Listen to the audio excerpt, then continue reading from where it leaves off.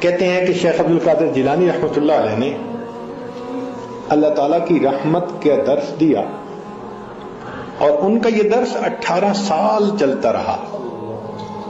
18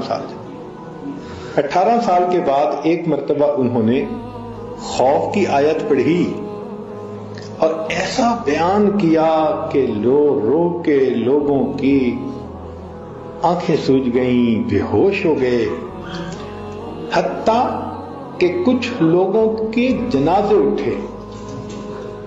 دل پہ اتنا اللہ کا خوف آیا تو اللہ رب العزت نے الہام فرمایا، میرے پیارے میرے بندوں کے سامنے میرے خوف کا تذکرہ کرتا ہے.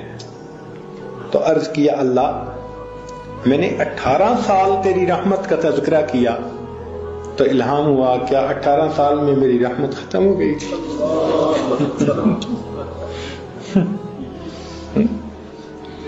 کیا 18 سال میں میری رحمت ختم ہو گئی تھی؟